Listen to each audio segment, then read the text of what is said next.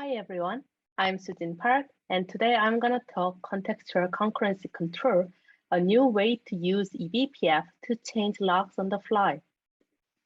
With the introduction of multi-core machines, the parallelism and concurrency are the key for designing today's applications, and they rely on synchronization mechanisms to share resources across parallel access.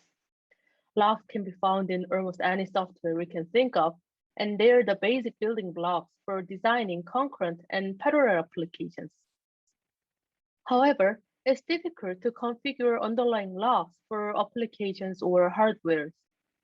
A variety of applications are evolving quickly, and their workloads and requirements differ from one another.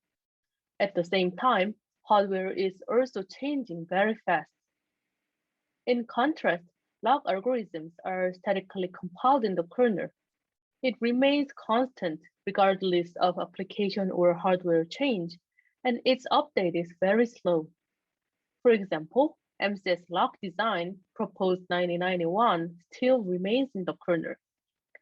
This lack of configurability of locks make it impossible to change lock algorithms dynamically and limits the performance and scalability of applications and hardware.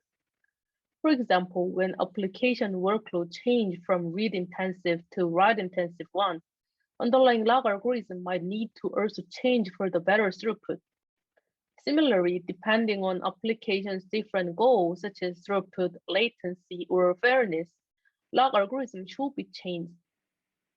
For the example of hardware, Apple's M1 chip has 4 high-performance cores and 4 slower cores in one processor. And for better performance, developers may want to give faster cores more opportunities to grab locks.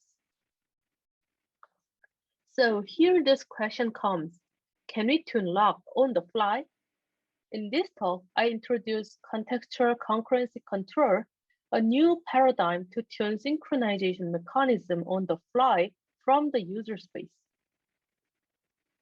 As you might expect, eBPF matched well to realize our goal. First, we add a new eBPF program type to configure kernel lock, then change verifier and specify helper functions to support this new program type. In addition, kernel locks are also extended to expose APIs, which executes users' eBPF program to decide lock behavior. With this change, we are opening a new use case of eBPF, changing kernel locks on the fly. Here's one of the simplest examples. User creates an eBPF program named custom compare function, and similar to the comparison function of qsort, it decides the order to acquire a lock. If this function returns true, it moves the current node forward. Otherwise, when it returns false, the node just stays in its position in the queue. On this example, user creates an eBPF program to group waiters running on the same NUMA socket. It can be simply implemented by comparing socket ID of the first node and later nodes.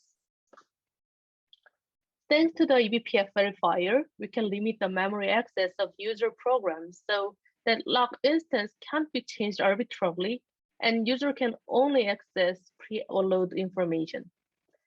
In addition, lock policy program can only use predefined helper functions. For example, helper functions that returns current time or processor ID can be used inside the lock policy program to decide the ordering. As with the nature of eBPF, users' lock policy programs can't have unbounded loops, so we can guarantee lock policy program does not hang inside. In addition to this comparison function, Concord has several more APIs that allow users to change the locking algorithm. In summary, in this talk, we saw that changing kernel lock is difficult and why we need it. As a solution, I suggest to use eBPF to change underlying locks on the fly. Thank you very much.